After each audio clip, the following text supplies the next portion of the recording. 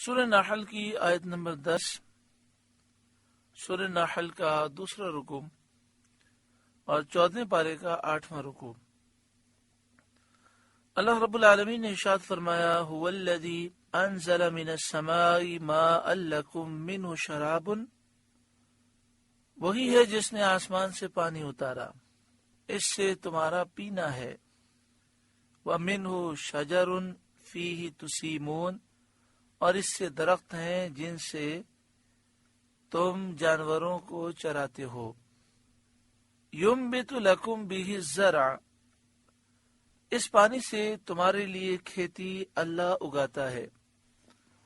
وَالزَّيْتُونَ وَالنَّخِيلَ وَالْأَعْنَابَ، اور زیتون اور کھجور اور انگور۔ وَمِن كُلِّ الثَّمَرَاتِ، اور ہر قسم کے پھل، مختلف شکل اور صورت کے، مختلف رنگ کے، مختلف مزے، ذائقے اور بو کے، مختلف توانائی اور خاصیت والے، کہ سب ایک ہی پانی سے پیدا ہوتے ہیں اور ہر ایک کے اوصاف دوسرے سے جدا ہیں۔ یہ سب اللہ کی نعمتیں ہیں۔ ان فی ذلک لآیۃ لقوم یتفکرون، بے شک اس میں نشانی ہے دھیان کرنے والوں کو، جو غور و فکر کرتے ہیں ان کے لیے اس میں نشانی ہے اللہ تعالیٰ کی قدرت اور حکمت کی اور اس کی وحدانیت کی۔ وَسَخَّرَ لَكُمُ اللَّيْلَ وَالنَّهَارَ وَالشَّمْسَ وَالْقَمَرَ، اور اس نے تمہارے لیے مسخر کیے رات اور دن اور سورج اور چاند۔ وَالنُّجُومُ مُسَخَّرَاتٌ بِأَمْرِهِ، اور ستارے اس کے حکم کے باندھے ہیں، یعنی رات دن سورج چاند ستارے تمہارے فائدے کے لیے پیدا کیے۔ ان فی ذلک لآیات لقوم یعقلون، بے شک اس میں نشانیاں ہیں عقل مندوں کو، جو ان چیزوں میں غور کر کے سمجھیں کہ اللہ تعالیٰ فاعل مختار ہے، جو اعلیٰ چیزیں ہیں، جو ادنا چیزیں ہیں، سب کچھ اللہ کی تحت قدرت ہیں اور اس کے اختیار کے تحت ہیں۔ وَمَا زَرَعَ لَكُمْ فِي الْأَرْضِ مُخْتَلِفًا أَلْوَانُهُ، اور وہ جو تمہارے لیے زمین میں پیدا کیا رنگ برنگ، یعنی رنگ برنگی جانور، درخت، پودے، بیل، پھل، اناج، سبزیاں، مچھلیاں، پرندے۔ ان فی ذلک لآیۃ لقوم یذکرون، بے شک اس میں نشانی ہے یاد کرنے والوں کے لیے، جو اللہ کو یاد کرتے ہیں ان کے لیے نشانیاں ہیں۔ وَهُوَ الَّذِي سَخَّرَ الْبَحْرَ لِتَأْكُلُوا مِنْهُ لَحْمًا طَرِيًّا، اور وہی ہے جس نے تمہارے لیے دریا مسخر کیا کہ اس میں سے تازہ گوشت کھاتے ہو، کہ دریا میں کشتیوں میں سوار ہو کر تم سفر کرتے ہو۔ مسخر کے یہ معنی ہیں، دریا اور سمندر مسخر ہیں، یعنی کشتیوں بحری جہازوں میں سوار ہو کر تم سفر کرتے ہو، غوطے لگا کر اس کی تہ میں پہنچتے ہو اور اس سے مچھلیاں شکار کرتے ہو۔ لِتَأْكُلُوا مِنْهُ لَحْمًا طَرِيًّا وَتَسْتَخْرِجُوا مِنْهُ حِلْيًا، کہ اس میں سے تازہ گوشت کھاتے ہو اور اس میں سے زیورات نکالتے ہو۔ حلیہ، زیورات، حلیۃً تلبسونها، جسے تم پہنتے ہو، یعنی ہیرے، جواہرات، گوہر، مرجان، یہ سمندر اور دریا سے تم نکالتے ہو۔ وَتَرَى الْفُلْكَ مَوَاخِرَ فِيهِ، اور تو اس میں کشتیاں دیکھے کہ پانی چیر کر چلتی ہیں۔ کشتیاں، بحری جہاز، یہ سمندروں دریا میں پانی کو چیر کر چلتی ہیں۔ اللہ رب العالمین نے کیسا کرم فرمایا کہ وہ بحری جہاز اور وہ کشتیاں جو من بلکہ ٹنوں سامان لے کر، وزن لے کر چلتی ہیں، اور کس طرح یہ کشتیاں پانی کو چیرتی ہیں۔ وَلِتَبْتَغُوا مِنْ فَضْلِهِ، اور اس لیے کہ تم اس کا فضل تلاش کرو، وَلَعَلَّكُمْ تَشْكُرُونَ، اور کہیں احسان مانو، شکر کرو۔ وَأَلْقَى فِي الْأَرْضِ رَوَاسِيَ، اور اس نے زمین میں لنگر ڈالے، بھاری پہاڑ زمین پر قائم کیے، ان تمید بکم، کہ کہیں تمہیں لے کر نہ کانپے۔ یہ پہاڑ اس لیے قائم کیے گئے کہ تمہارے وزن سے زمین کانپنے نہ لگے۔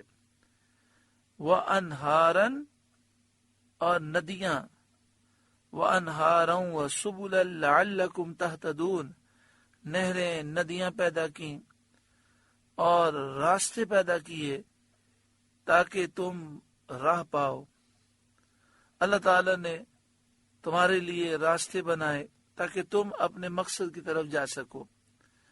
وہ علامات، اور علامتیں بنائیں جن سے تمہیں راستے کا پتہ چلے۔ یعنی پوری کائنات میں اگر آپ پہاڑوں کے درمیان چلیں تو پہاڑوں میں مختلف شیب ہیں تاکہ گزرنے والا راستے کی پہچان رکھے۔ وَبِالنَّجْمِ هُمْ يَهْتَدُونَ، اور ستارے سے وہ راہ پاتے ہیں، خشکی میں اور تری میں۔ ستاروں سے انہیں راستے اور قبلے کی پہچان ہوتی ہے۔ أَفَمَن يَخْلُقُ كَمَن لَا يَخْلُقُ، تو کیا جو بنائے وہ ایسا ہو جائے گا جو نہ بنائے؟ یعنی جس اللہ نے ان تمام چیزوں کو اپنی قدرت و حکمت سے پیدا کیا، کیا اللہ تعالیٰ بت کے برابر ہو سکتا ہے؟ یا بت کے متعلق یہ سمجھا جائے کہ وہ اللہ کے برابر ہے؟ جو کسی چیز کو نہیں بناتا، عاجز ہے، بے قدرت ہے، تو عقل مند کو کیا یہ زیب دیتا ہے کہ اللہ جو خالق ہے، مالک ہے، اس کی عبادت چھوڑ کر عاجز اور بے اختیار بتوں کی پوجا کرے یا انہیں عبادت میں اللہ کا شریک مانے؟ افلا تذکرون، تو کیا تم نصیحت نہیں مانتے؟ وَإِن تَعُدُّوا نِعْمَةَ اللَّهِ لَا تُحْصُوهَا، اور اگر اللہ کی نعمتیں گنو تو انہیں شمار نہ کر سکو گے۔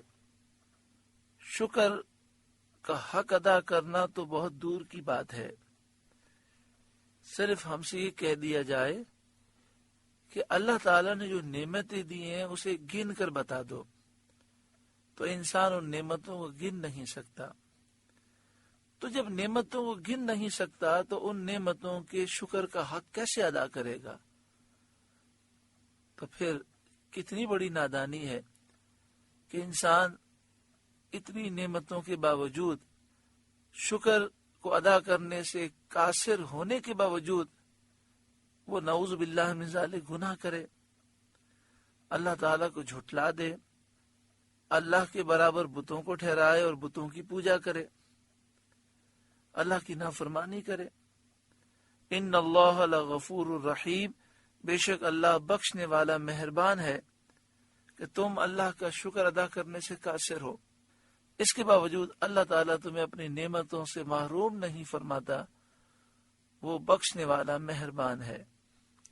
واللہ یعلم ما تسرون وما تعلنون، اور اللہ جانتا ہے جو تم چھپاتے ہو اور جو ظاہر کرتے ہو۔ تمہارے تمام اقوال، تمہاری تمام باتیں، تمہارے تمام افعال، تمہارے تمام کام، تمہاری سوچ فکر، تمہارے خیالات، تمہاری سرگوشی، سب اللہ جانتا ہے۔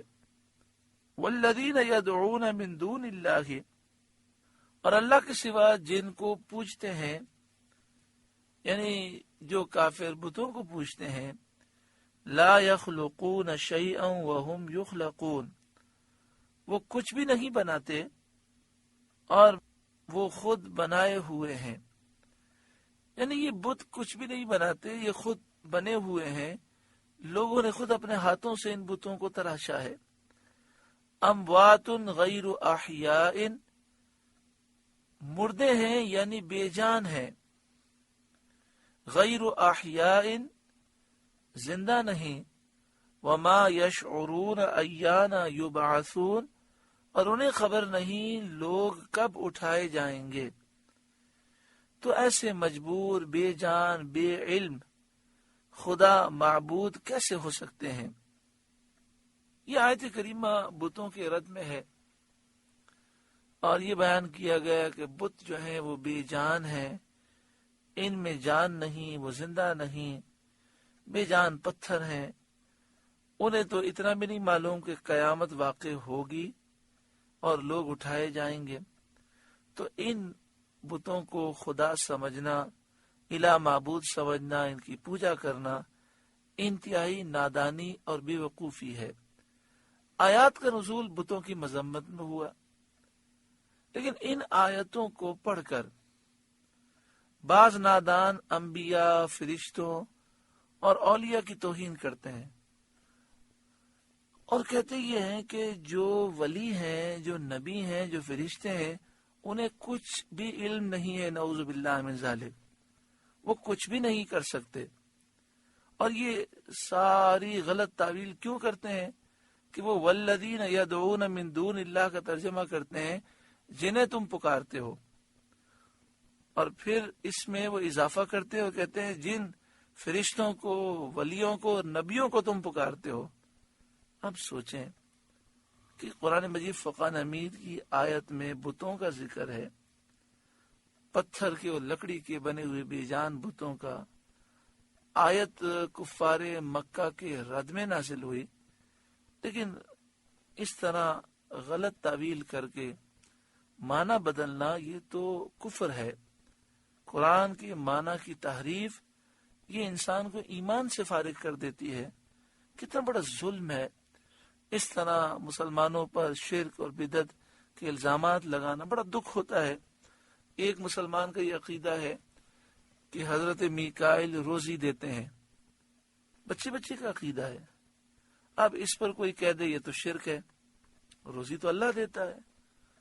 الحمدللہ مسلمانوں کا عقیدہ یہ ہے کہ روزی دینے والا اللہ ہے، لیکن ڈیوٹی اللہ تعالیٰ نے حضرت میکائیل کی لگائی ہے۔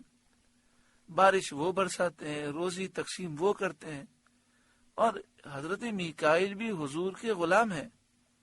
در حقیقت ساری نعمتیں دینے والا اللہ ہے، اور ان نعمتوں کو تقسیم کرنے والے محبوب صلی اللہ علیہ وآلہ وسلم ہیں۔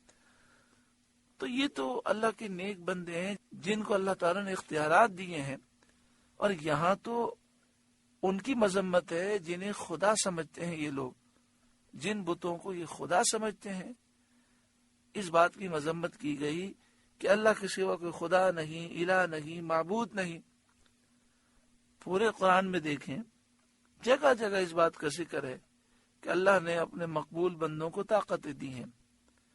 اگر یہ کہہ دیا جائے کہ اللہ کے نیک بندے کچھ بھی نہیں کر سکتے، تو کیا قرآن پاک میں یہ نہیں ہے کہ حضرت عیسیٰ علیہ السلام اللہ کے اذن سے مردوں کو زندہ فرماتے، بیماروں کو شفا دیتے، اندھوں کو آنکھیں دیتے، برس کے مریضوں کو شفا دیتے،